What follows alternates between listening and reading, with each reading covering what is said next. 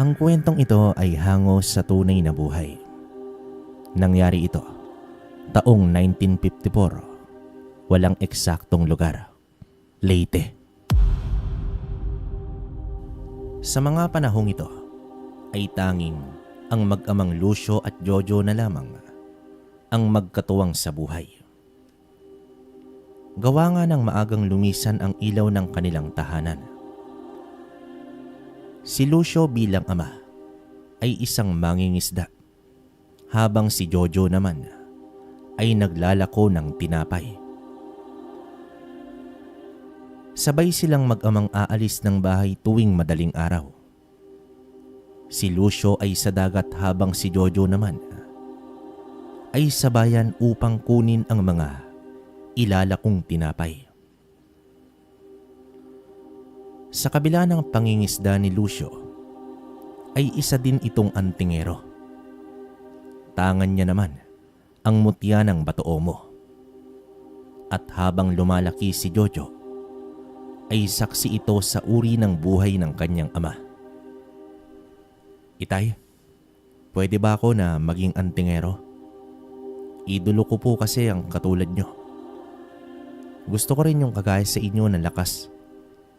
Tiyak makakatulong po yun sa paglalako ko ng tinapay. Dahil kaya ko nang magbuhat ng mas marami. Lalaki din po ang kita ko. Wika ni Jojo habang nag-aayos ng lambat ang kanyang ama isang hapon. Hindi pwede. Ayoko na maging antingero ka, anak. Nais ko na magkaroon ka ng normal na buhay. Pagtutol dito ng kanyang ama. Bakit, itay? Abnormal po ba ang buhay mo? Sambit naman dito ni Jojo. Abay, loko kang bata ka ah. Ang ibig kong sabihin, yung buhay na katulad sa mga ordinaryong tao. Namumuhay ng payapa at simple. Pero gusto ko din pong makipaglaban sa mga aswang, itay. Ayaw mo yun, may kasangga ka na. Pangungulit pa dito ni Jojo. Pwede ba, Jojo anak? Magsaing ka na at papalubog na ang araw. Utos dito ng kanyang ama.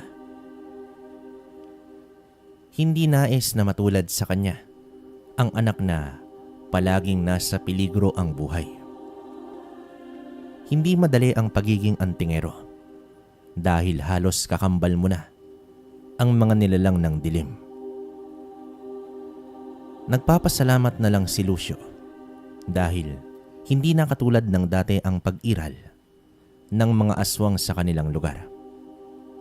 Madalang na lamang ito at tipong mga pangkaraniwang aswang na lamang. Wala na rin halos nababalita ang inaatake ang aswang. Maliban na lang sa mga buntis na ginagambala pa rin ng mga tiktik. Pero gawa na rin sa kaalaman ng mga tao ay naitataboy na nila ang mga ganitong uri ng aswang. Isang umaga noon, nagtungo na si Jojo sa paggawaan ng tinapay. Naroon din ang kasamahan niya na laging mainit ang ulo sa kanya. Paano ba naman kasi palaging ubos ang mga inilalako ni Jojo kumpara sa kanya? Binati pa ito ni Jojo pero sumimangot lamang ito. Ang lalaking yon ay si Ebong, na isa ng binata, ang isa sa mga kasamahan ni Jojo. Mas matangkad at mas malaki ito sa kanya. Bago naman magtanghali ay babalik na sila sa panaderya upang iintrega ang kanilang kinita. Habang naglalakad ay nagbibilang ng barya si Jojo nang harangin siya ni Ebong. Nais ni Ebong na ilako nito ang natitira niyang mga tinapay na halos kalahati lang ang naibenta. Ngunit pumalag naman si Jojo dahil dito isang sapak ang natamo ng bata. Umikot ang paningin ni Jojo at bumagsak ito sa lupa. Matapos nito ay iniwan na lang siya ni Ebong. Sa pag-uwi niya naman ng bahay, ay agad niyang itong tinapalan ng halamang gamot upang hindi ito magkapasa. Ayaw niya kasi na ang ama pa ang kikilos ukol dito at ayaw din niyang umasa sa kanyang ama. "Demonyo ka, Ebong. May araw ka din sa akin." Galit na wika ni Jojo habang tinatapalan ng dahon ang sugat sa kanyang labi. Natulog na si Jojo hanggang hapon. Sa kanyang pagkakahimbing ay lumabas sa kanyang panaginip ang isang uri ng ahas.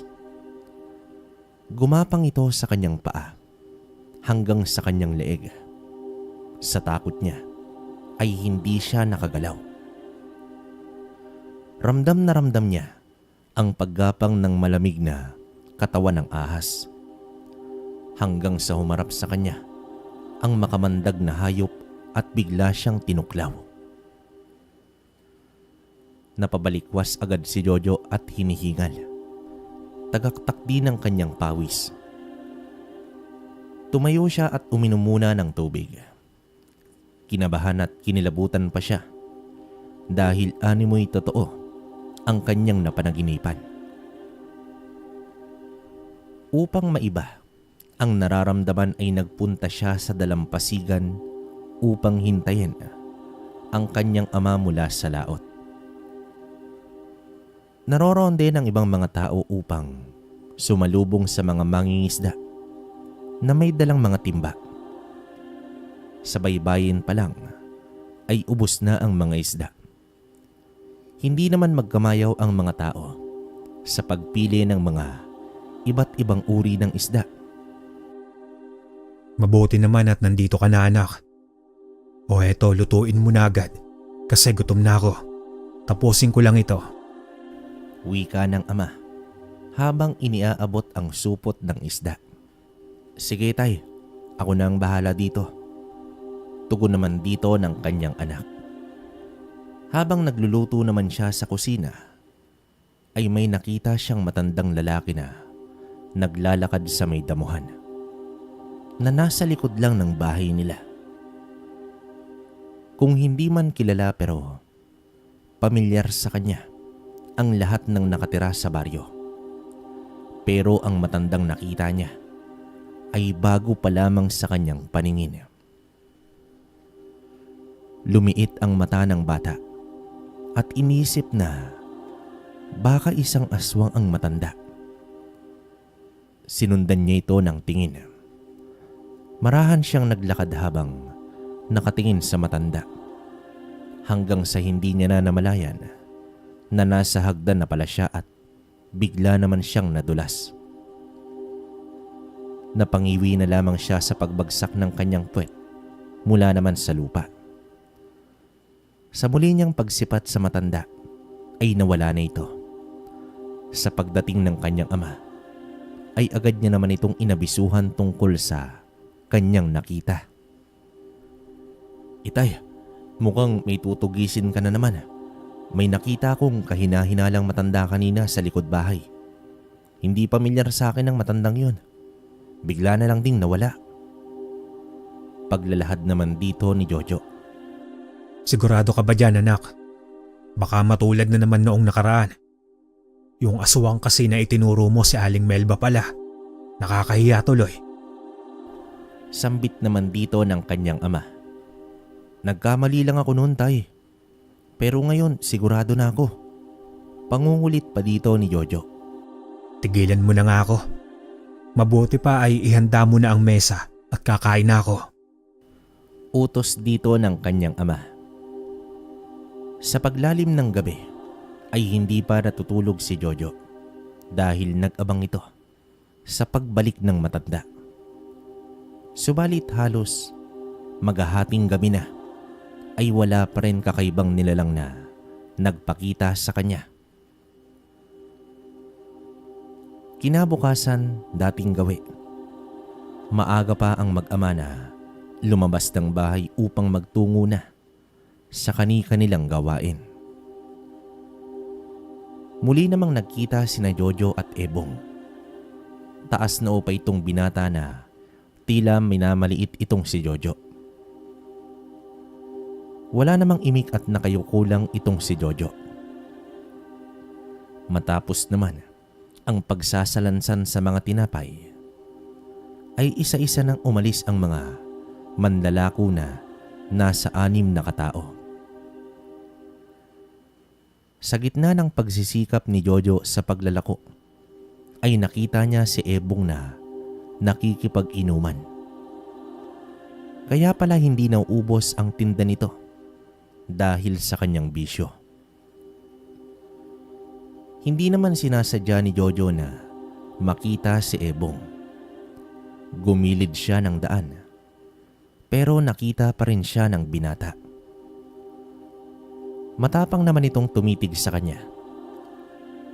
Sa pagbalik ng mga manlalako sa kanilang amo, ay napagalitan si Ebong dahil nag-iinom pala ito habang nagtatrabaho. Wala namang ibang sinisi si Ebong kundi itong si Jojo. Pero sa totoo lang, hindi naman si Jojo ang nagsumbong.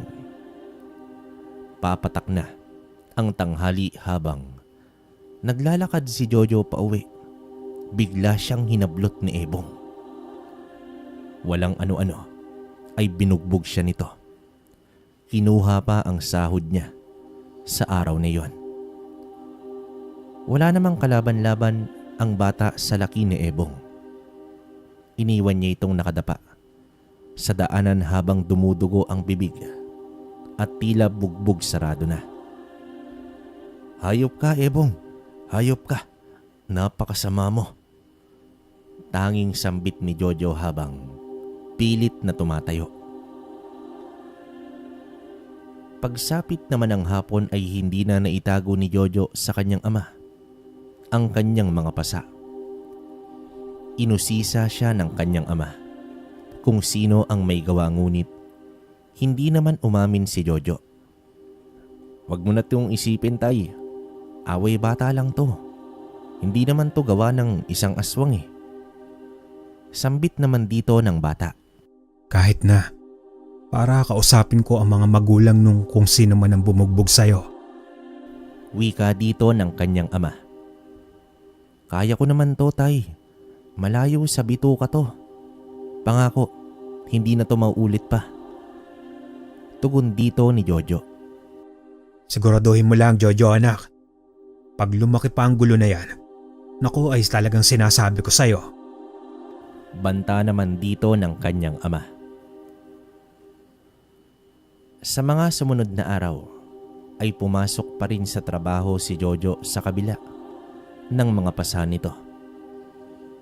Hindi rin siya umamin nang tanungin siya ng kanyang amo at nagsabing hindi daw niya kilala ang nambugbog sa kanya.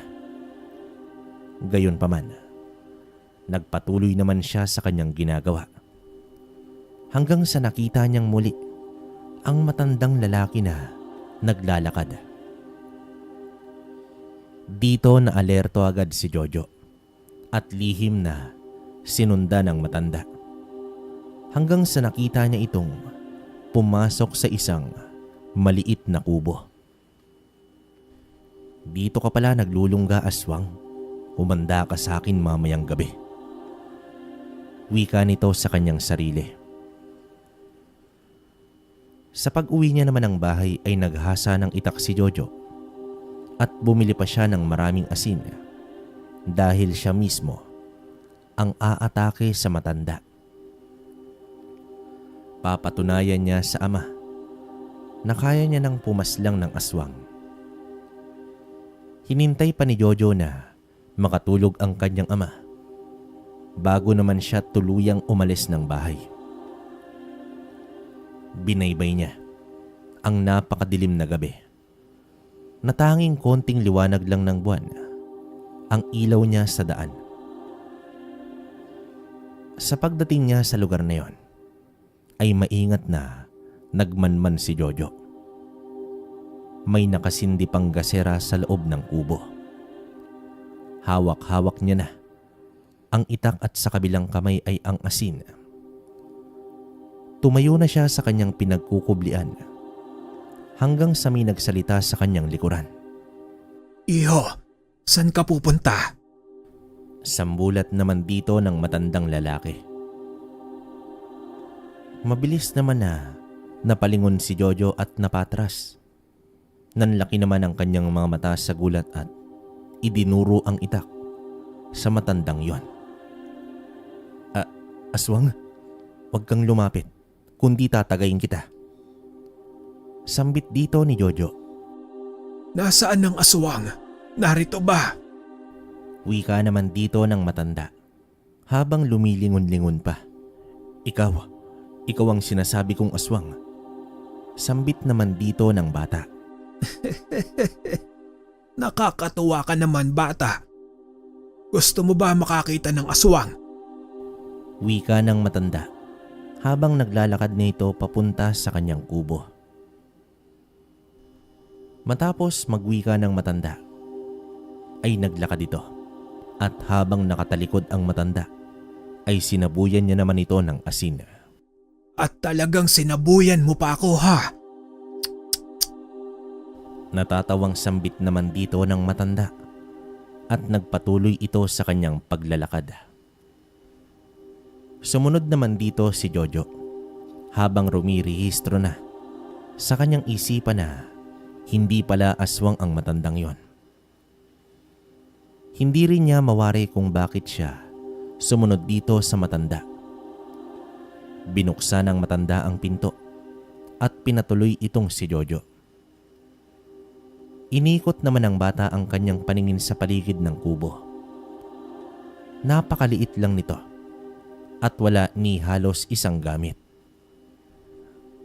Bago ka lang ba dito, Manong Balbasin? Kasi hindi pamilyar sa akin ang mukha mo eh. Tanong dito ng bata. Tawagin mo na lang akong Benito, iho. Medyo matagal-tagal na rin ako dito.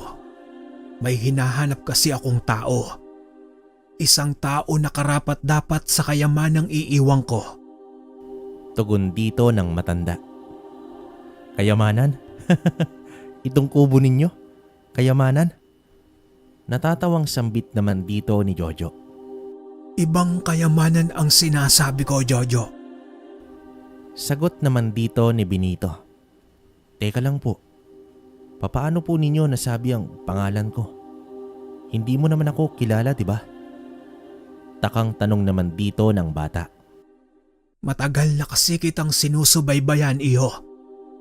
At palagi kong naririnig ang pangalan mo sa tatay mo sa tuwing pinapagalitan ka. Muling tugon dito ni Benito. Dito na inilahad ng matanda na sa halos araw-araw sa loob ng ilang buwan ay nakaantabay lamang siya sa mga pinaggagawa nito. Kahit noong binubugbog siya ni Ebong ay nakamasid lamang ang matandang yon. Nakamasid? Bakit naman po? May pakay po ba kayo sa akin? Usisa naman dito ni Jojo.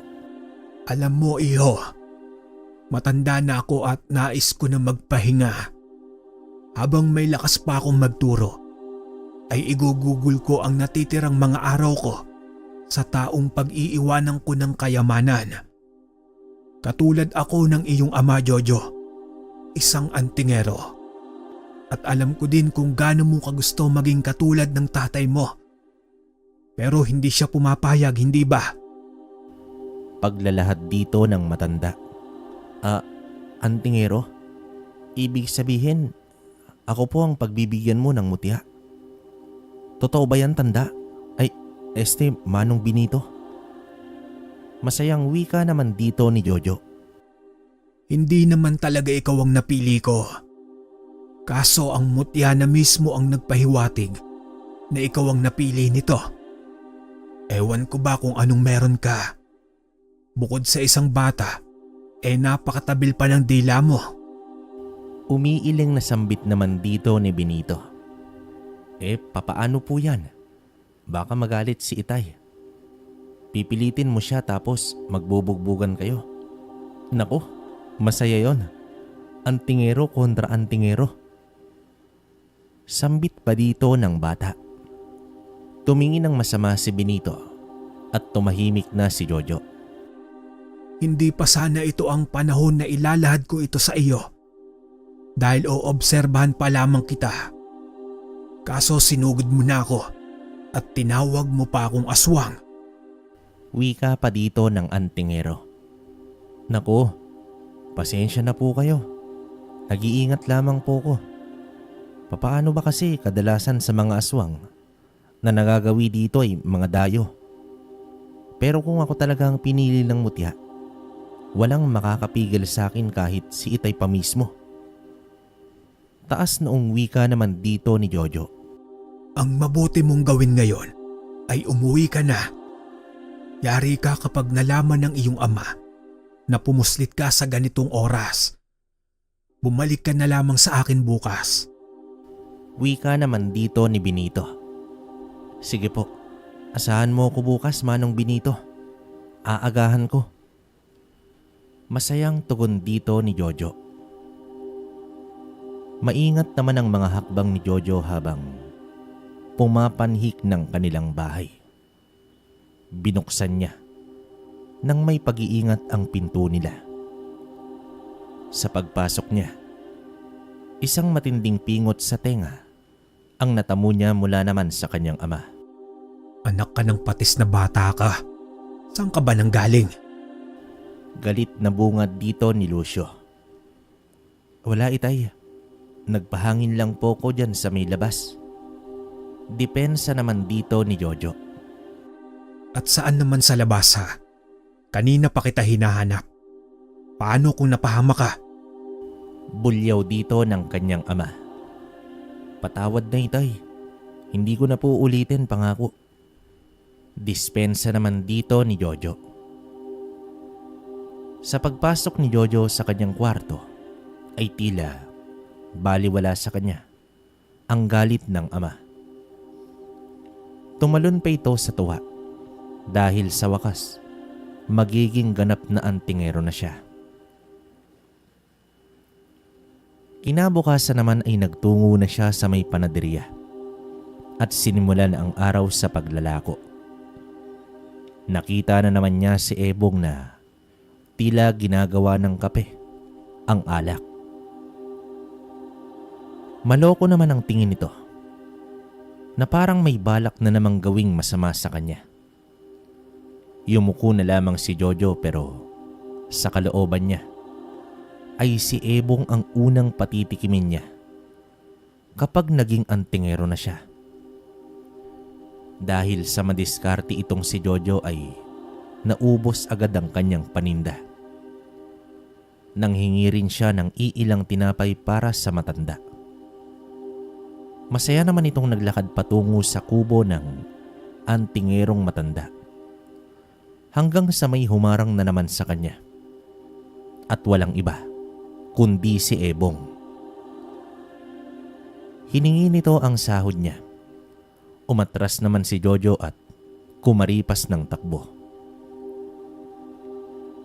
Maswerte naman siya dahil hindi siya nahabol ni Ebong. Gawa na rin sa sobrang kalasingan nito. Dumating siya sa bahay ng matanda na tila humahangos pa. O iyo, halos lumaylay na yung dila mo ah. Bungad na tanong dito ni Benito. Wala po ito. Hinabol lang ako ng aso. Siya nga pala, tinapay po para sa inyo. Pahingi nga po ako ng tubig. Tugon dito ng bata. Bago ang lahat iyo, kailangan mo munang magkaroon ng matibay na pangangatawan. At ang pinakamahalaga ay sumunod ka sa aking mga alituntunin. Ang pagiging antingero ay may disiplina sa sarili. Makipaglabang ka sa tama at hindi dahil sa bugso ng damdamin. Dahil ang pinakamahirap na kalaban ng antingero ay hindi aswang, kundi ang sarili mismo. Posible kang kainin mismo ng mutya at ito na ang magmamando sa'yo. Hindi dapat na nangingibabo ang mutya sa diwa mo. Pangako, Manong. Susubukan ko po hanggang sa makakaya ko. Pero buo po ang loob ko noon pa man. Sa katunayan nga niyan, matagal ko nang hinihintay na maging isang antingero din ako eh. Katulad ng tatay ko. Seryosong tugon dito ng bata. Bilang paunang pagsasanay ay pinag-igib ng matanda si Jojo at kailangan itong gumawa ng malaking putik sa bakuran. Ano po? Ibubuhos ko sa lupa ang tubig? Paano yan eh, tuyot na tuyot pa naman ang lupa. Bakit hindi na lang tayo magdasal upang umulan? Reklamo naman dito ng bata. Tumingin ng masama sa kanya ang matanda at nagpaalam na si Jojo upang mag-igib ng tubig. Sa halos 2 oras ay nakagawa na nga ng putik si Jojo. Naligo naman siya sa pawis nang matapos ito. Pinagpahinga muna ng matanda si Jojo at matapos nito ay inutusan na tumakbo ng paulit-ulit sa putikan. Ang pagpapalakas ng katawan ay ginawa ni Jojo kahit madalas ay taliwas ito sa kanyang kagustuhan, pero sa kabilang banda ay para lang din naman ito sa kanya. Sa araw-araw ay isinasagawa niya iyon matapos ang maglako ng tinapay. Habang pinagmamasdan ni Benito si Jojo, ay napapangiti ito dahil sa kabila ng pagtutol nito ay ginagawa niya pa rin alinsunod sa utos ng matanda. Kung alam mo lang bata, ang tibay na kailangan mo para maging antingero. Ang lahat ng ito ay kakaperanggot lamang sa lakas ng mga makakalaban mo. Wika ni Benito sa kanyang sarili. Samantala, habang papauwi na ang mga mangingisda, ay nakatagpo sila sa dagat ng isang bangkay na lumulutang. Lumobo na ito at nang pinatihaya ni Lucio ay wakwak ang harapan at wala nang laman loob. Umalingasaw agad ang baho nito, dahilan halos masuka ang kanyang mga kasama. Pilit naman nilang kinilala ito ngunit wala sa kanila ang nakakakilala sa lalaking biktima. Malamang taga-ibang lugar ito at naanod na lamang sa dagat. Inilibot ni Lucio ang paningin sa karatig isla.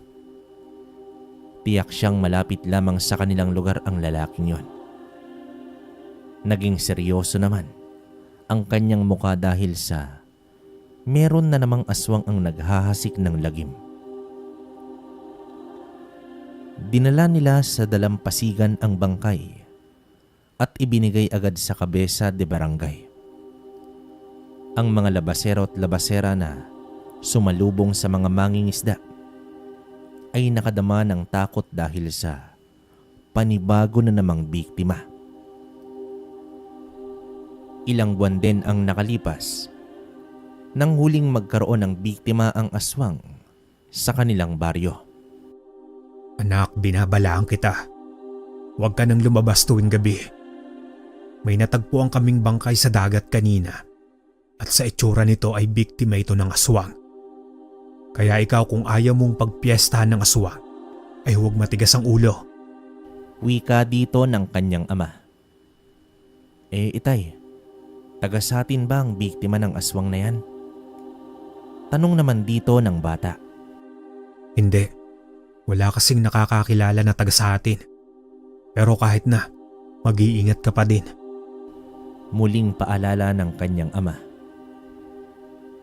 Sa pagsapit ng dilim ay nagpaalam si Lucio upang gawin ang kanyang responsibilidad sa mga tao. Sanay na dito si Jojo kaya hindi na ito nag-usisa pa. Sandaling panahon na lang itay. Makakasama mo na ako sa pagtugis ng mga demonyong yan. Wika naman ni Jojo sa kanyang sarili habang papalayo na ang kanyang ama.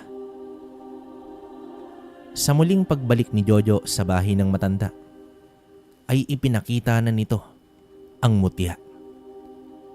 Isang maliit na hugis bilog na mutya ang ipinakita ni Benito sa bata. Nakakonsagra na rin ito bilang kwintas. Hugis bilog na may tila mantsa na kulay berde. Eto na iho, ang sinasabi ko sa iyo na kayamanan. Umaasa ako na pangangalagaan mo ito ng maayos. Ito ang trabong ko ng ahas. Pero kakaiba ito dahil nagmula pa ito sa isang makamandag na ahas, sa isang ulupong. Paliwanag dito ng matanda. Mutya ng ahas na ulupong? Akin na po ba ito, Manong? Ano po ang kayang gawin nito? Namamanghang sambit naman dito ni Jojo. Ang mutyang ito, iyo, ay magbibigay sa iyo ng proteksyon laban sa kulam, barang, masamang elemento at espiritu. Panlaban din ito sa mga masasamang tangka sa iyo. Magagawa mo rin na paamuhin ang kahit anong mababangis na hayop sa kagubatan, lalong-lalo na ang mga ahas. At higit sa lahat, kaya mong magtawag at pasunurin ang lahat ng uri ng ahas upang maging kasangga mo sa iyong laban. Tugon pa dito ng matanda. Papaano po kayo, Manong, kung ibibigay mo na ito sa akin? Nagtatakang tanong dito ng bata. Kahit wala sa akin ang mutya, malawak naman ang kaalaman ko sa mga usal at ito ang susunod na ituturo ko sa iyo. Mariing wika dito ni Benito. Patuloy na nag-aral ng palihim si Jojo para sa karagdagang kaalaman niya sa mutyang iyon. At sa araw-araw din na ginawa ng Diyos, ay patuloy niyang tinatakasan si Ebong na lagi na lamang nakabang sa kanya upang kunin ang kanyang sweldo. Habang ang kanyang ama naman ay gabi-gabi rin ang paglilibot upang hanapin ang aswang. Naiinis na si Lucio dahil linggo-linggo na lang ay merong nabibiktima ang aswang. Hanggang sa may taga-baryo nang nadamay nito. Tila napakailap ng aswang na yon dahil walang bakas na nakikita si Lucio. Sa kabila ng lahat ay walang kamalay-malay si Lucio na may isang antingero na siyang kasakasama sa loob ng kanyang bahay. Isang araw naman ay bumili ng pansit si Jojo para kay Benito. Pinagkakatuwaan pa niya ang isang lata at sinisipa ito kasabay sa kanyang paglalakad hanggang sa may nakita siyang pares ng mga paa. At sa pagtingala niya ay si Ebong pala. Isang malakas na suntok ang binitawan ng binata at sapul na naman ang bibig ni Jojo. Subalit sa pagkakataong ito ay gumilid lang ang muka ng bata na labis ikinagulat naman ni Ebong. Sa muling pagsuntok nito ay sinaluna ni Jojo ng kamao ang binata. Pilit naman binawi ni Ebong ang kamay. Subalit animoy, sinipit ito ng alimango. Ilang saglit pa ay naramdaman na ni Ebong ang mas tuminding pag-ipit ng kanyang kamay. Napapasigaw na ito dahil sa sobrang sakit hanggang sa lumalagotok na ang mga buto nito at dinurog mismo ni Jojo ang kanang kamay ni Ebong sa pamamagitan ng paghawak lamang dito. Napatikluhod ang binata at nagmamakaawa. Ngunit tila bingi na si Jojo at tuluyang nilumpo ang kamay ng binata. Matapos nito ay iniwan niyang nakaupo naman sa lupa si Ebong. Sa susunod nakakantiin mo pa ako. lahat na ng galamay mo ay lulumpuhin ko. Wika naman dito ni Jojo bago tuluyang umalis. Napangisi naman ang batang antingero dahil sa wakas ay nagantihan na rin niya si Ebong at siya nga ang unang nakatikim sa kakayahan niya bilang antingero. Sa pagdating niya naman sa bahay ni Benito ay may malungkot itong balita. Salamat dito sa pansit. Talagang ugali mo nang bigyan ako ng kahit ano. Pero makinig ka ng mabuti, iho. Naituro ko na sa iyo ang lahat ng aking nalalaman. Pagyamanin mo ito at palakasin mo pa. Isa ka ng ganap na antingero. Ngunit panahon na rin na titigil na ako sa aking paglalakbay. Oras na upang bumalik na ako sa aking pinagmulan. Paglalahad dito ng matanda. Teka lang po, aalis na po kayo. Pero pwede ka naman dito. Sino na po ang gagabay sa akin? Malungkot na tugon naman dito ni Jojo. Isa puso mo ang mga aral ko sa iyo at iyon ang iyong magiging gabay. Hiling ko lang ang iyong tagumpay sa bawat laban na tatahakin mo. Alalahanin mo ang layunin ng isang antingero. Tugon dito ni Benito. Sa mga oras na yon ay pinagsaluhan nila ang pansit. Pero bakas sa mukha ni Jojo ang lungkot, lalo pa nang makita niyang nakaligpit na ang mga gamit ng matanda. Hiniling na lamang niya kung maaari ba niyang gawing tambayan ang kubo nito. Ngumiti at tumango naman ang matanda. Isang tingin na may ngiti ngunit may bahid na lungkot ang huling sulyap ni Jojo kay Benito. Sa kanyang paglalakad pauwi ng bahay nila ay hindi niya napigilan ang maluha. Binago ni Benito ang kanyang buhay at nagkaroon siya ng direksyon. At tiniis ng matanda ang mga kapalpakan niya noong nagsasanay pa lamang siya. Ang pamamaalam ng matanda ay hudyat para sa panibagong pahina sa buhay ni Jojo. Isa din sa natutunan ni Jojo ay ang ikubli ang kanyang presensya bilang antingero. Kaya naman normal lang ang lahat para kay Lucio. Naghihintay lang ang kanyang anak upang ipamalas ang taglay nitong kakayahan. Itay, kamusta na po ang paghanap mo sa mga aswang? Sunod-sunod na pong mga nabibiktima. Tanong naman dito ng bata. Oo anak, hindi na ito maganda. Pakaramdam ko hindi ito pangkaraniwang aswang. Napakailap at napakalinis gumawa. Sa pagsapit ng gabi ay sinubukan ni Jojo na magtawag ng isang ahas. Ilang saglit lang ay gumapang ang isang ahas sa lupa ng kanyang kwarto. Inutusan niya ito na hanapin ang gumagalang aswang. Sa pag-alis ng nilalang ay napabalikwas naman si Lucio na nasa kabilang kwarto. Tila ba naramdaman niya na may kakaibang presensya sa loob ng kanilang bahay. Bumangon naman siya at sinilip itong si Jojo. Nakahiga na ito at mukhang mahimbing ang pagkakatulog. Pero gising na gising pala ang diwa ng bata. Lumabas ng bahay si Lucio at pinakiramdaman ang paligid nila. Hindi naman masamang presensya ang kanyang naramdaman kanina, pero hindi niya ito matukoy kung ano. Umupo muna siya sa balkonahe at nag-isip ng paraan upang masugpo ang suliranin sa kanilang baryo. Samantala, dinalaw na ng antok si Jojo.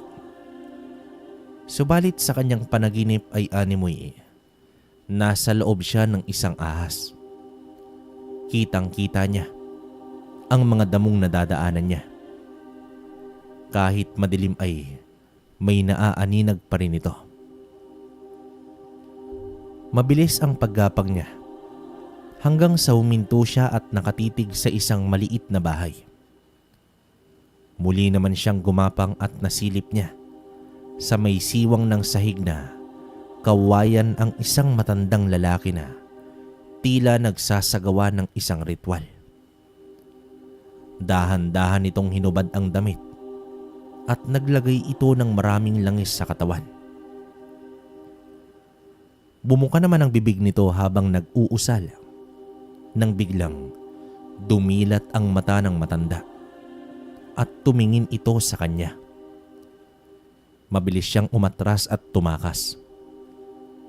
Dito bigla namang dumilat ang mga mata ni Jojo at napagtanto niya na panaginip lang ang lahat. Pero damang-dama niya ito. Malaki ang paniniwala niya na ang ahas na inutusan ay siyang may gawa sa kanyang pangitain. Duda rin ni Jojo na ang matandang yon ay isang uri ng aswang. Kung natagpuan ito ng ahas, ibig sabihin malapit lang sa kanila ang kinaroroonan nito. Kinabukasan naman ay napansin ni Jojo na nakaupo lamang ang ama sa balkonahe at nagkakape. Mukhang walang balak itong pumalaot ng araw na yon. Itay, hindi ka pa mangingisda ngayon? Bungad na tanong naman dito ni Jojo. Hindi na muna anak. Masyado na akong pinapahirapan ng aswang na ito. Libing pala ni Tandang Boyong mamayang hapon ang huling biktima ng aswang. Sana ito na ang huli. Makikilibing ako mamaya. Ikaw, ayaw mo bang sumama? Naku po itay, bata pa po ako. Ba't naman ako sasama sa libing? Huwag mong ang gawing biro ang kamatayan ng isang tao. Itay, ang mga katulad ni Tandang Boyong, dapat silang binibiktima ng aswang. Sa sama po ng ugali ng matandang yun, tay. Buti nga sa kanya. Sambit ni Jojo at agad naman itong tumakbo paalis ng kanilang bahay. Si Tandang Boyong ay kinaiinisan ng karamihan dahil sa napakasama ng ugali nito. Kahit si Lucio ay pinagmumura at sinasabihang walang kwentang antingero. Mahilig din itong mangangkin ng puno na kahit malayo na ito sa kanyang lupain. Nadala na rin si Jojo sa minsang panggogoyo nito. Kumain ito ng 5 pirasong tinapay at nang maubos ay hindi binayaran at sinabi pa na hindi raw ito masarap. Hinabol pa ng walis tingting si Jojo sa pangungulit nito sa pagsingil sa matanda.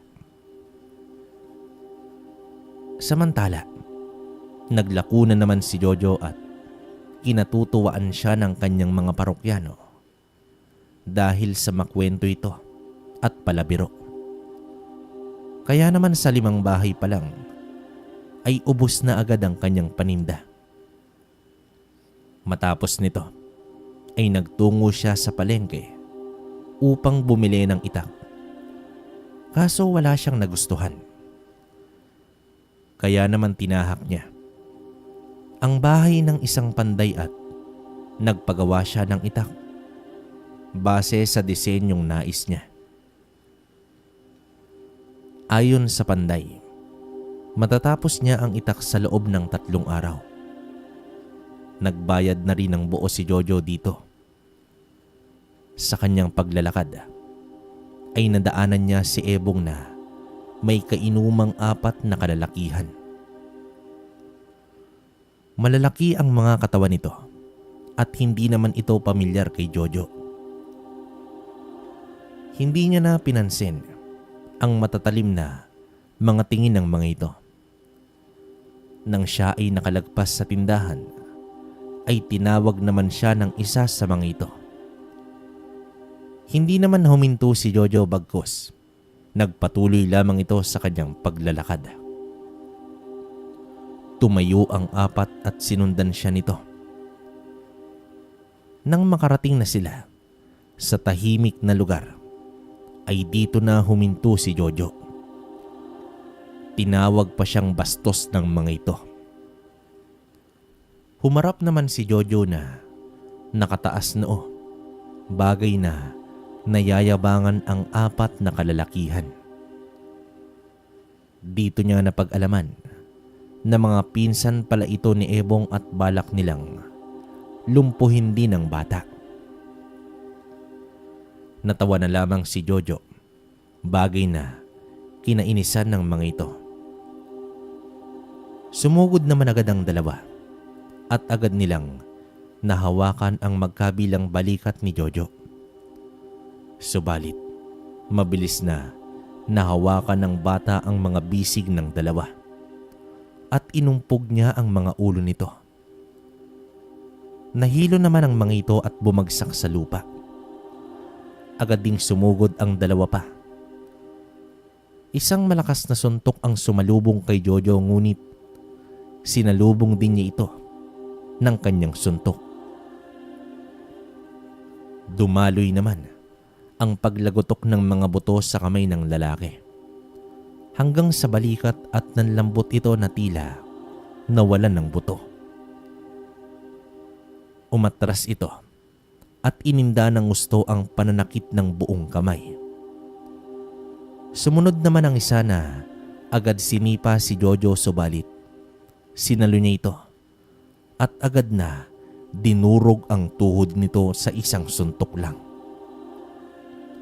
Bumagsak ang lalaki sa lupa habang sinasapo ang nabaling tuhod nito. Habang ang dalawang inumpog niya ay isa-isa niyang binali ang mga kamay. Nalumpo ang apat na lalaki at nagngangangawa ito sa tindi ng sakit. Kapag nakita ko pa kayo ulit dito, leeg nyo na ang babaliin ko. Matapang na wika dito ng bata. Hindi naman makapaniwala ang apat dahil sa liit at patpati na bata ay napuruhan sila.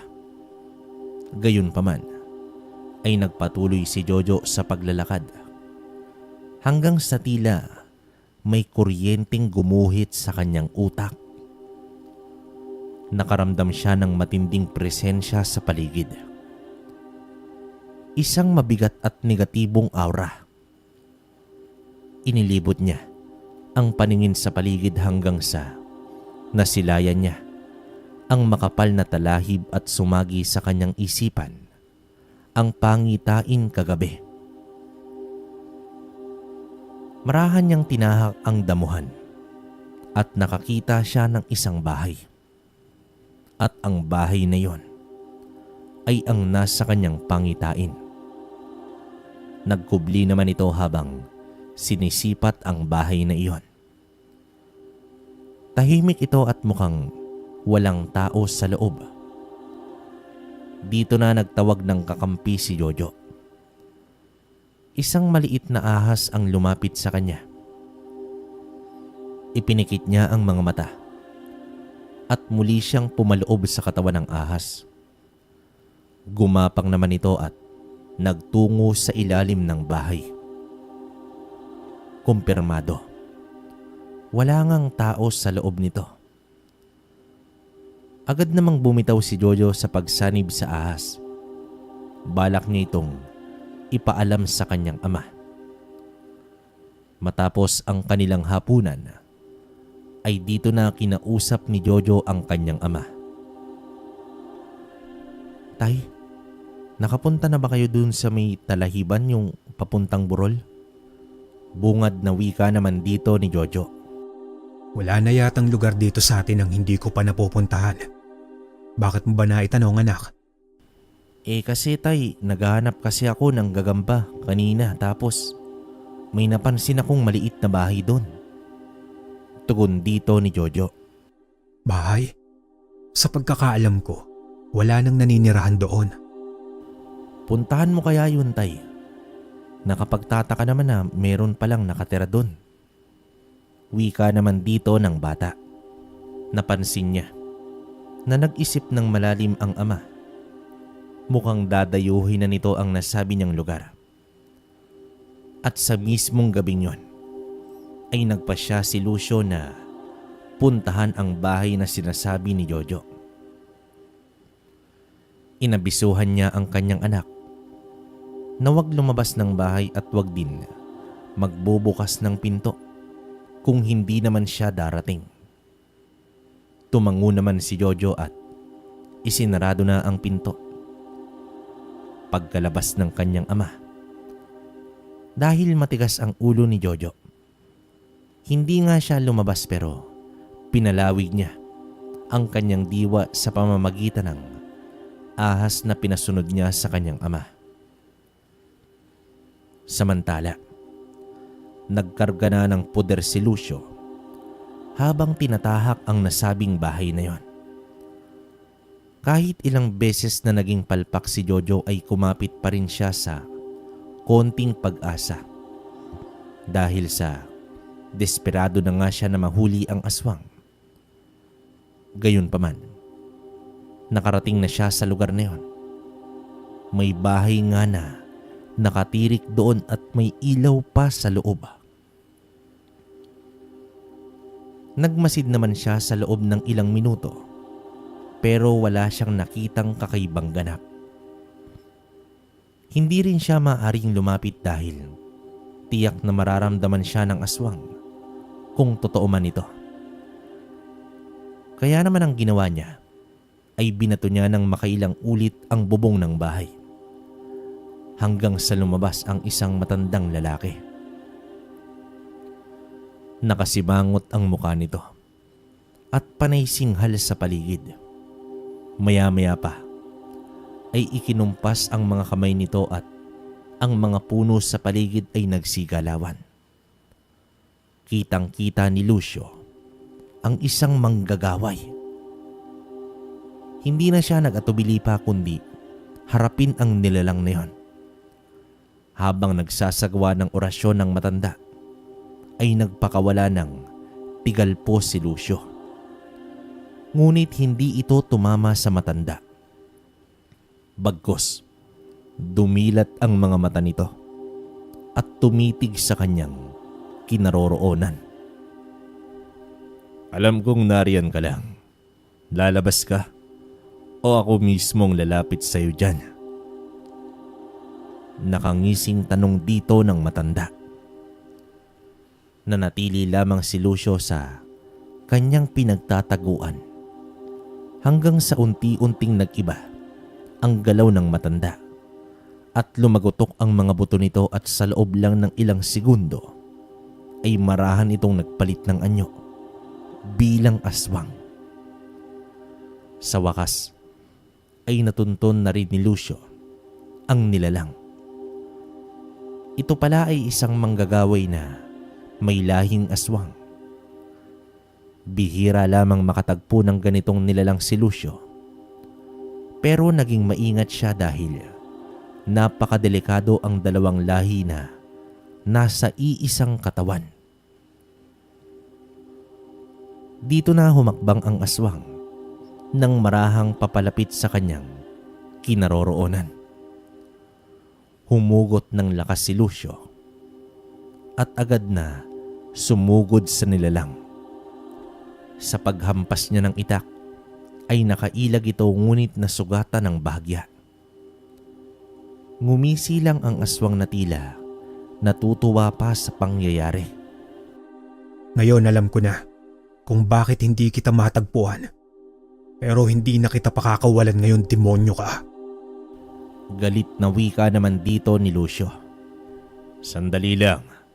Mukhang iba yata ang nararamdaman ko noong nakaraan na may bumisita sa akin dito na isang antingero. At tiyak kung hindi ikaw yun.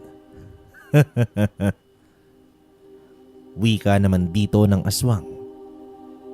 Bigla namang natigilan si Lucio at inisip kung sino ang sinasabi ng aswang.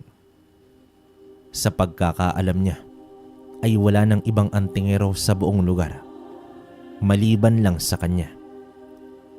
Pero baka gilugulo lamang nito ang kanyang isipan kaya muli siyang sumugod sa nilalang.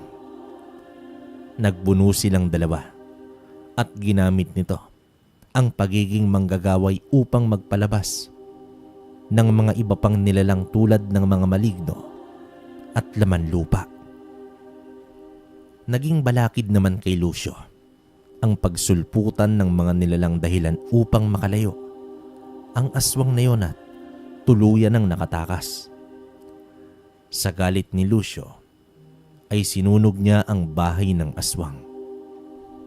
Habang naglalakad siya pauwi ay hindi naman maalis sa kanyang isipan ang sinabi ng aswang. Wala siyang ideya kung sino ang antingerong yun. Sa pagdating niya ng kanilang bahay, ay doon muna siya sa may hagdan umupo at inisip kung saan niya mahahagilap ang manggagaway na aswang.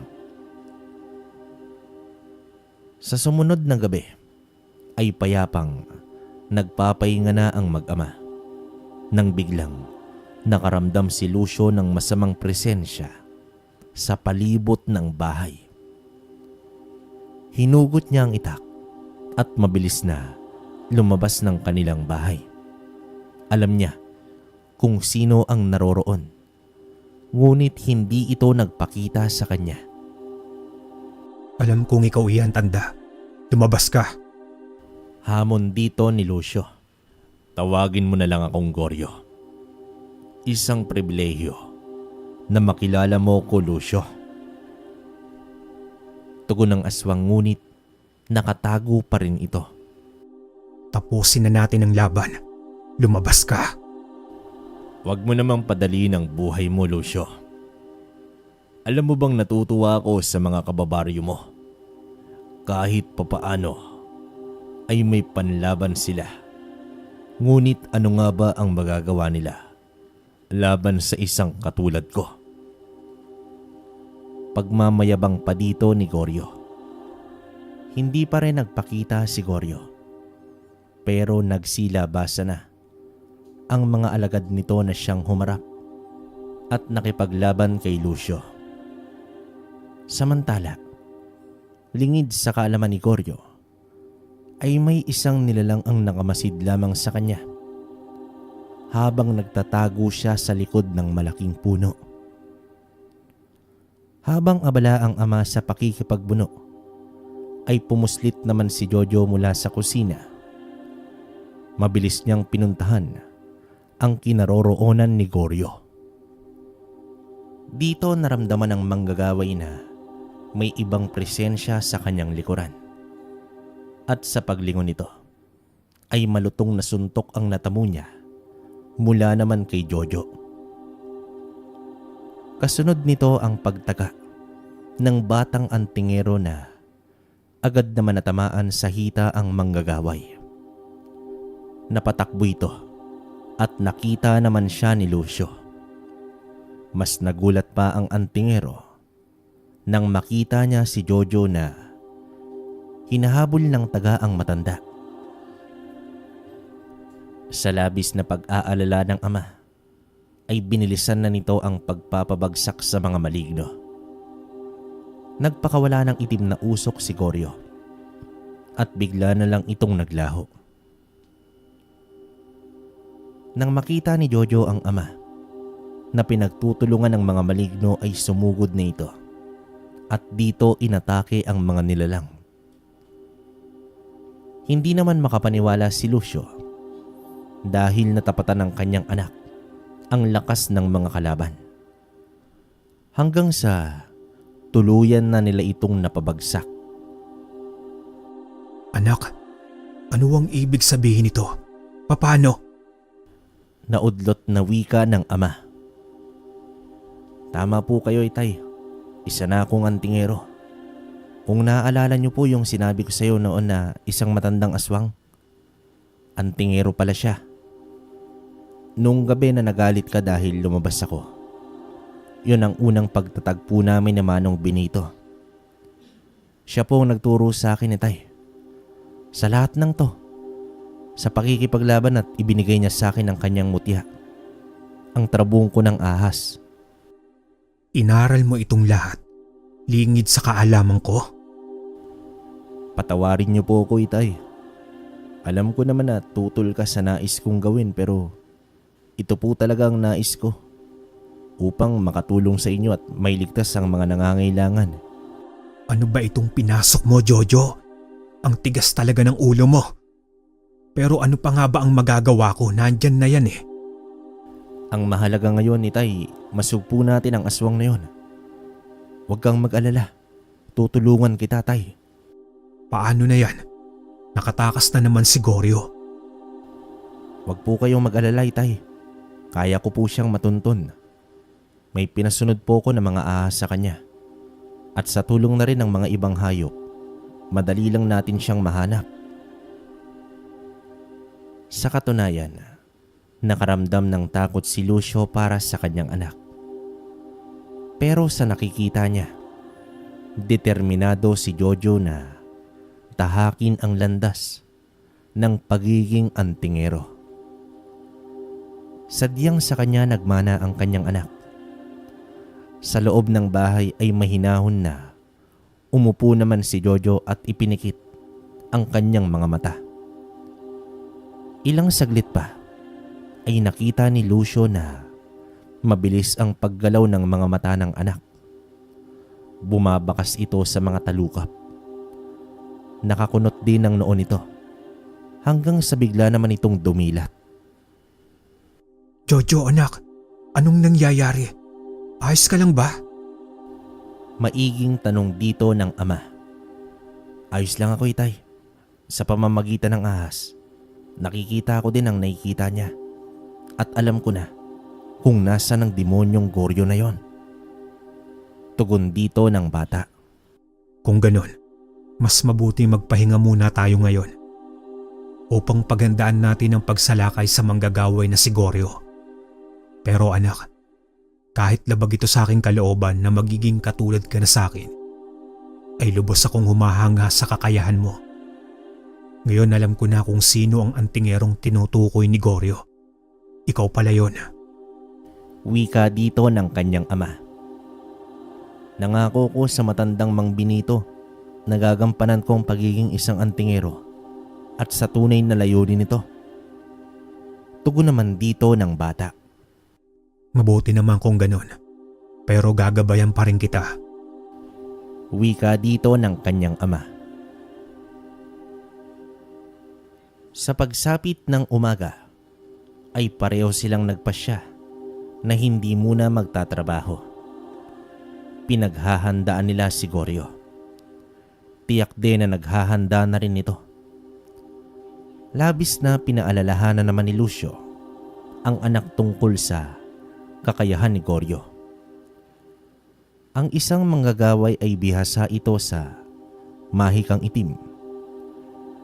Kaya nito na magpakita ng ilusyon sa kanyang kalaban. May kakayahan din itong magtawag ng mga elemento. Maliban doon, isang aswang rin si Goryo. Kaya naman hindi ito basta-basta kalaban. Pagsapit ng hapon ay binaybay na ng mag-ama ang daan patungo sa kabilang bundok. Doon kasi tinuro ng ahas kung saan matatagpuan si Goryo na nasa malaking butas ng matandang puno ng balite nagtatago. Habang naglalakad ay pinagmasdan ni Lucio ang kanyang anak. Kahit sa panaginip ay hindi niya inakala na magiging antingero ito. At hindi biro ang magtangan ng mutya ng ahas. Jojo anak, nasa na ngayon ang matandang si Benito? Tanong naman dito ni Lucio. Ang sabi niya sa akin, Tay, babalik na daw siya sa kanyang pinagmulan. Pero hindi niya sinabi kung saan eh. Nais na daw niyang magpahinga kaya ibinigay niya sa akin ang mutyang ito. Tugon naman dito ng kanyang anak. At bakit naman ikaw ang kanyang napili sa kabila ng pagbibintang mo sa kanya na isa siyang aswang? Ang mutya daw mismo, Itay, ang pumili sa akin. Kahit siya hindi niya inaasahan na sa isang batang katulad ko ang pipiliin ang mutya. Gaano na ba kalawak ang kaalaman mo tungkol sa mutyang iyan, anak? Naituro na po sa akin ni Manong Benito ang lahat, itay. Pangangalagaan at pagyayamanin ko daw itong mutya. Sana ay nakilala ko siya bago umalis sa ating lugar. Bandang 5:00 na ng hapon, habang nagpapahinga sila sa ilalim ng isang puno, ay nakita ni Lucio ang 5 ulupong na papalapit sa kanila. Bahagyang napaatras ang ama ni Jojo. Inabisuhan niya naman ito na huwag matakot dahil kakampi nila ang mga makamandag na ahas na iyon. Humarap naman ito kay Jojo na tila nakikipag-usap. Maingat naman na nagmasid lang si Lucio dahil hindi biro ang ulupong. Nakakamatay ang kamandag nitong tangan. Makalipas ang ilang minuto ay umalis na rin ang mga ulupong na yon. Itay, ayon sa aking mga kaibigan, umalis na si Goryo sa puno ng balete. Pumasok daw sa kuweba. Nagbabala din ang mga ulupong tungkol sa kasama ni Goryo. Isang malaking itim na ibon. Malamang isa din yung aswang, itay. Wika naman dito ni Jojo. Ganon ba, anak? Tignan na lang natin ngayon kung hanggang saan ang lakas ng mga yan. Madiing tugon naman dito ni Lucio. Nagpatuloy na sila sa kanilang paglalakad, alinsunod sa direksyon na ibinigay ng mga ahas. Bago naman magtakip silim ay natanaw na nila ang bukana ng kuweba. Pinag-aralan nila ang paligid nito. Sinabihan naman ni Lucio ang anak kung maaari bang utusan ang mga ahas na tingnan ang buong lugar, kung may lagusan ba ang kuweba sa kabilang dako. Habang hinihintay nila ang pagbalik ng mga ulupong ay maingat na kumuha ng mga tuyong dahon si Lucio. Binilog niya ang mga ito upang gawing siga. Maya-maya pa ay bumalik na ang mga ahas at ayon sa mga ito, wala nang lagusan ang kuweba. Dito napangisi naman si Lucio dahil sa gagawin niya ay tiyak na lalabas ang manggagaway. Nang sumapit ang gabi, ay pumwesto na si Lucio sa gilid ng kuweba habang dala niya ang malaking bilog na mga tuyong dahon. Sinindihan ito ni Lucio at pinagulong papasok ng kuweba. Ilang saglit pa ay lumabas ang malaking ibon at lumagpas pa ito kay Lucio na nakaabang sa bukana ng kuweba. Kasunod nito ay ang pagdagundong ng lupa na animoy may mga malalaking nilalang ang nagtatakbuhan. Dito umatras si Lucio at nagsilabasan ang mga kapre at sumunod naman si Goryo. Talagang sinusubukan ninyong pasensya ko. Pwes, gusto nyo ng digmaan? Sige, ibibigay ko yan sa inyo. Galit na sabi dito ng manggagaway. 5 kapre ang nasa harapan ni Lucio at dito nag-umpisa na ang laban. Ang malaking ibon na pumapaikot at dumapo na sa lupa ay nag-anyong aswang. Sinugod naman ito ni Jojo mula sa likuran. Malaking tulong ang itak na ipinagawa ni Jojo sa panday. Hindi naman nakagante sa kanya ang aswang kahit pa may kakayahan itong lumipad.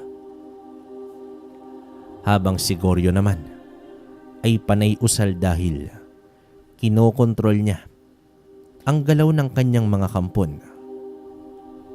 Pero sadyang mas malakas ang puwersa ng mag-ama at napabagsak nila Ang mga kapre at ang aswang naman ay nangihina na rin dulot ng napakaraming sugat.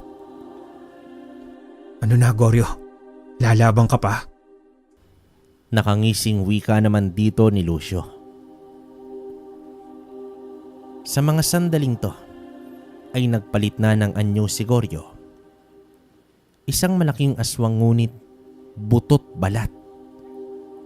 Mahaba ang mga galamay nito at may nakauslipang mga sungay sa kanyang likuran. Umangil ang nilalang kasabay sa isa pang aswang. Muling nagsagupaan ang magkabilang panig hanggang sa bumagsak na ang aswang. Nakasama naman ni Goryo. Dahil dito ay mas tumindi pa ang kanyang galit. Hinampas niya si Lucio at tumilapo naman ito sa malayo. Bumalit naman si Jojo sa ama at matapang na humarap kay Goryo. Ang lakas ng loob mo, patpating bata. Kakainin kita ng buhay. Gigil na wika naman dito ni Goryo.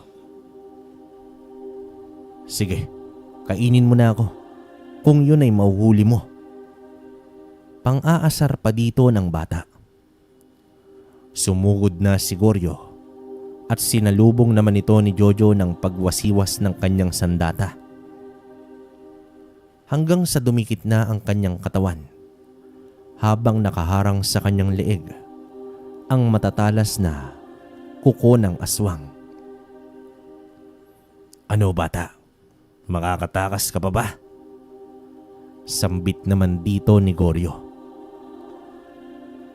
Nagtagisan ng lakas ang matandang aswang at ang batang antingero. Subalit sadyang baguhan pa si Jojo at mas malakas sa kanya ang aswang, ngunit lingid sa kalaman ng aswang ay papasugod na ang 10 ulupong sa kanyang likuran. At sabay-sabay itong kumagat sa aswang at nag-iwan ito ng matinding kamandag. Dito nabitawan niya si Jojo at napahakbang siya ng paatras. Napabuka ang bibig ng aswang at pilit nilalabanan ng kamandag ng mga ahas na unti-unti nang dumadaloy sa kanyang sistema. Habang nasa ganitong kalagayan si Goryo, ay sinamantala naman ito ni Jojo. Inundayan niya ng mga taga ang aswang, dahilan upang magtamo ito ng matitinding sugat. Itinarak ni Jojo ang itak sa tiyan ng aswang at walang patid niya itong binugbog. Bumagsak na ang aswang at nag-umpisa ng manigas ang katawan. Sinubukan pa ni Goryo na mag-usal at agad naman itong pinalo ni Lucio ng kahoy sa bibig nito. Pasensya na anak, medyo natagalan ako. May bangin pala doon at gumulong pa ako pa ibaba. Ayos ka lang ba? Isang sumpa ang bibitiwan sana ng hayop na yan. Wika naman dito ng kanyang ama. Salamat itay. Akala ko kasi may sasabihin lang to eh. Tugon naman dito ng bata. Tumuwid na ang katawan ni Goryo at bumula na ang bibig nito. Inabisuhan ni Lucio ang anak. Natapusin na ang nilalang sa pamamagitan ng pagpugot ng ulo nito. Humugot ng lakas si Jojo at buong lakas na tinaga ang leeg ni Goryo. Bilang panghuli ay sinilaban ni Lucio ang 2 aswang. Sa wakas ay natapos na din ang salot sa kanilang baryo. Humanga naman si Lucio sa kakayahan ng anak niya at natanggap niya na sa kanyang sarili ang kagustuhan nito na maging isang antingero. Samantala, balik sa normal na ang buhay ng mag-ama. Katulad ng dati, ay maaga pa silang aalis ng bahay upang magtrabaho. Makulimlim pa ang paligid habang Binabaybay ni Jojo ang daan. Nang bigla siyang nakaramdam ng matinding lamig ng hangin. Huminto naman siya at inilibot ang paningin hanggang sa nakakita siya ng 3 salagubang na pumapaikot sa kanyang ibabaw. Walang kamalay-malay ang bata na barang na pala ang mga insektong yon. Sa di kalayuan ay nakatanaw sa kanya ang isang matandang babae. Nagpatuloy lamang siya sa paglalakad at narating niya na ang panaderya. Gawa nga sa taglay na proteksyon ng gamit niyang mutya, hindi tumalab sa kanya ang sumpa ng barang, pero lingid ito sa kanyang kamalayan. Makalipas naman ang ilang oras ay bumalik na ito sa panaderya upang iintrega ang kita, ngunit tahimik ang tindahan. Marahan siyang pumasok dito at hinanap niya ang mga tao. Dito bumulaga kay Jojo ang mga tauhan ng tindahan, pati na ang kanyang amo na nakahandusay na sa lupa. Nagtamuri ng matitinding sugat ang mga biktima. Sugat na hindi gawa ng patalim. Dito kinabahan si Jojo at agad siyang lumabas at humingi ng tulong sa mga tao. Naisa na niyang puntahan ang ama, kaso nasa laot pa ito. Naalarma naman ang mga tao sa nangyari at walang nakakaalam sa dahilan. May mga nagsabi na mukhang binarang ang mga ito. Laking pagtataka naman ni Jojo dahil halos 3 oras lang ang nakalipas nang makita niyang masigla pa ang mga ito. Nasa 8 katao rin ang isa-isang nilabas ng mga tao. Maya-maya pa ay nagsidatingan na ang mga kamag-anak ng lahat ng yon. Dito na umuwi ng bahay si Jojo at hindi mapakali maghapon. Pabalik-balik din siya sa may dalampasigan. Umaasang paparating na ang kanyang ama. Pagsapit ng gabi ay doon pa nakita ni Lucio ang mga bangkay na nakapaloob na sa mga kabaong. Barang nga ang pumaslang sa mga biktima, anak. Wika dito ng kanyang ama. May mambabarang na rin ba sa lugar natin, Tay? Madiing tanong naman dito ng bata. Nang biglang sumagi kay Jojo ang napansin niyang mga insekto kaninang umaga. Napagtanto naman ni Lucio na ang pakay ng barang ay si Jojo. At dahil sa hindi ito tumalab sa kanya, ay ibang tao ang napuruhan. Napakabigat para kay Jojo ang nangyari. Dito niya na naalala na maliban sa aswang, ay ang kaniebong ang kanyang nakaalitan.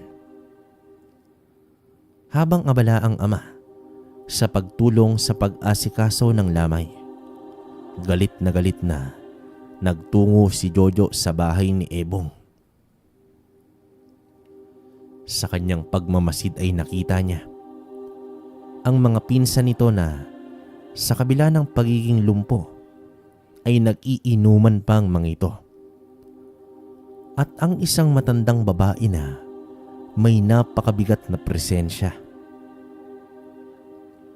Matapang na lumapit si Jojo sa bahay at nang makita siya ng mga ito, dali-daling nagsipasok sa loob ng bahay. Ngunit ang matandang babae ay lakas loob na humarap kay Jojo at nakangisi pa ito. Mga demonyo kayo, pinaslang niyong mga inosente. Wala kayong kasing sama. Galit na sigaw naman dito ni Jojo.